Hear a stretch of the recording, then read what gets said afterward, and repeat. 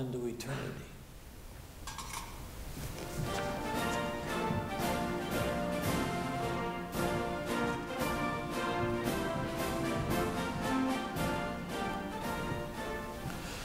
A proclamation. I so order and declare that all persons held as slaves henceforth shall be forever free, and that the government will recognize and maintain the freedom of said persons. I hereby enjoin upon the people so declared to be free to abstain from all violence, unless in necessary self-defense.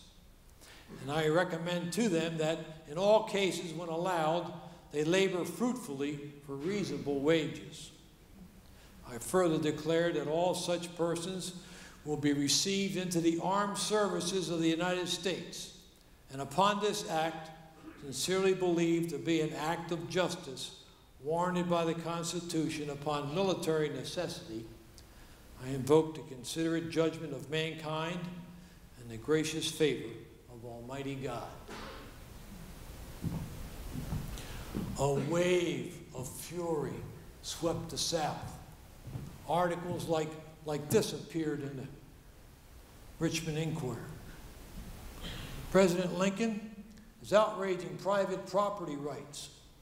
He is encouraging the Negro to rape, burn, and kill. He has broken all the rules of civilized warfare. Civilized warfare. Now there's a contradiction. Between May 2nd and May 4th at Chancellorsville, the Union lost over 17,000 men. The Confederacy lost over 12,000. In less than 3 days, close to 30,000 boys in blue and gray, brothers, cut down by bullets and bayonets. And the loss at Chancellorsville following that in Petersburg, and persecution was in the air. My own Republican senators met in secret caucus to vote on a resolution asking me to resign. But I knew the country's fortunes and my own were intertwined. And if I were to relinquish my post, it would spell certain and inevitable ruin for the country. And so I carried on with my day-to-day activities.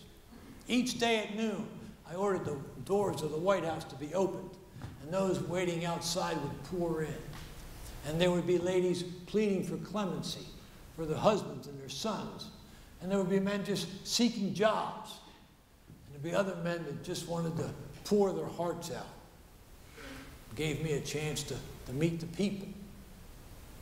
I remember one fellow, he pleaded with me for a pass to pass through the Union lines to go to the enemy capital at Richmond. I said, sir, I'd be glad to grant your pass if my passes were respected.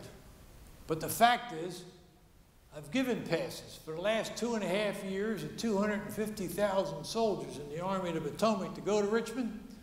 Not one's got there yet. And it was good to see old friends. I remember one fellow said, how does it feel to be president? I said, well, now that reminds me of a story. Of the fellow who was tarred and feathered and run out of town on a rail. And as they were carrying him out, a fellow called out, how does it feel? The fellow said, well, if it weren't for the honor of the thing, I'd much rather have walked. But sadly, the war continued. The war of attrition became total war. No family was immune to tragedy along the battle routes of the South. Homes were burned, railroads ripped up, mills and factories destroyed, cotton put to the torch, cattle and provisions foraged. Oh yes, our men became well versed in the art of destruction. But at last, I found my general in General Ulysses S. Grant. Now, Grant knew that the objective was not Southern real estate, but General Lee's army. Oh, he had his detractors, especially after Shiloh, because of the heavy losses. But I couldn't do away with that man. He fought.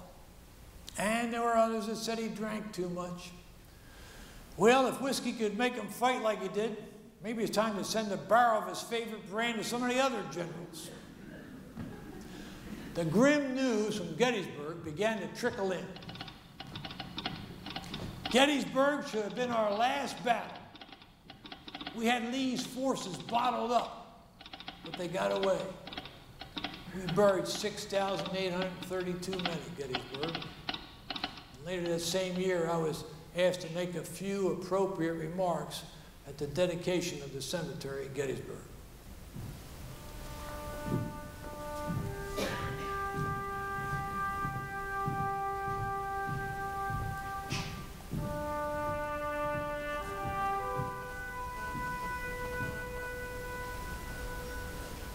Fourscore-and-7 years ago, our fathers brought forth on this continent a new nation, conceived in liberty and dedicated to the proposition that all men are created equal. Now we are engaged in the great Civil War, testing whether that nation or any nation so conceived and so dedicated could long endure. We are met on a great battlefield of that war. We have come to dedicate a portion of that field as a final resting place for all those who here gave their lives that that nation might live. It is altogether fitting and proper that we should do this. But in a larger sense, we cannot dedicate, we cannot consecrate, we cannot hallow this ground. The brave men living and dead who struggled here have consecrated it, far above our poor power to add or detract. The world will little note nor long remember what we say here, but it can never forget what they did here. It is for us, the living rather, to be dedicated here to the unfinished work which they who fought here have thus far so nobly advanced.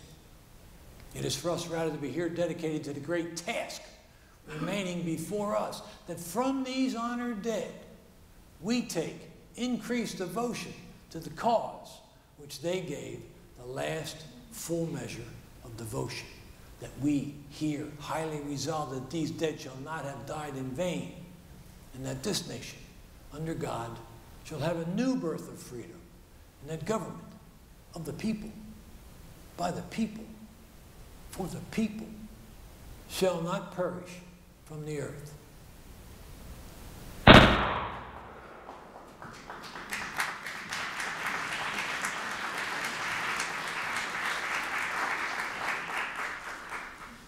The battles and the bloodshed continued for another 18 months after the dedication of the cemetery at Gettysburg. But the end was inevitable. For the North had the manpower and the industry and the cause of justice on its side, while the rebellion had only a dying dream of a separate government for Dixieland. And so, on April the 9th, 1865, General Ulysses S. Grant telegraphed Secretary of War Edward Stanton that the South had surrendered the Army of Northern Virginia on terms proposed by myself. The war was over, but at a horrible cost.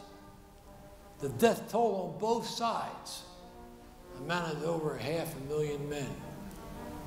General Grant allowed the boys in gray to return home with their horses and their mules in time for spring plowing. It was time to plant seeds, not men, in American soil.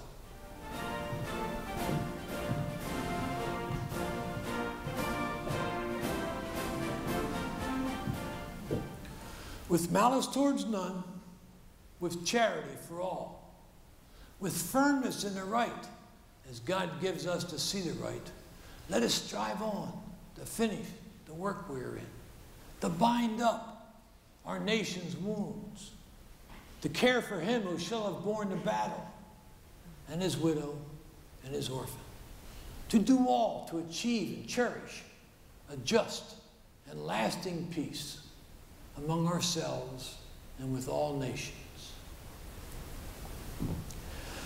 Well, the hatred festered by the 4 years of violence would not quickly heal.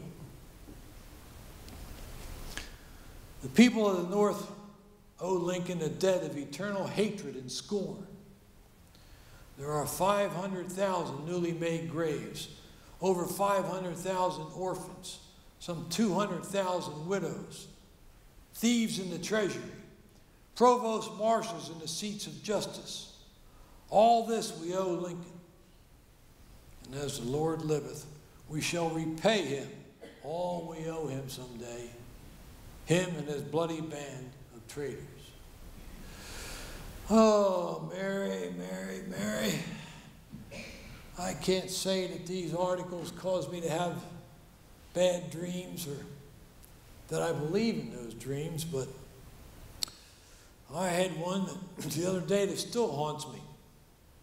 It's about 10 days ago. I was working late in the White House, awaiting dispatches from the front, and I fell asleep. And in my dream, there was a sudden stillness, deathly quiet. But I kept hearing people sobbing and crying, but I didn't know from whence it came. So I decided to find out. And I went down and walked into the East Room, and there were lots of people, and it was ringed with soldiers, and there was a coffin, but I couldn't see who was in there. So I asked one of the soldiers, I said, "Who has died in the White House?" He said, "The president was killed by an assassin." And then the sobs woke me up. Well, Mary, I think my old malady has returned, melancholy. I had another unusual incident. Mr. Crook, one of my guards, we have this silly little ritual. Each night as I go up, he says, "Good night, Mr. President." And I say, "Good night, Mr. Crook." Last night he said, "Good night, Mr. President." And I said, "Goodbye, Mr. Crook." Goodbye, as if I'd never see him again. Mary, it just be my morbid imagination. For the reality is the Negroes are free, the war is over, and the Union has been preserved. And after a few more years, we're going back to Springfield to spend the rest of our lives in peace. I hope I have never knowingly planted a thorn in another man's bosom. For I believe we weave in our lives the garment that we will wear in the life to come. Well, Mary, let's go have a little bit of fun. Come on. Let's go see our American cousin.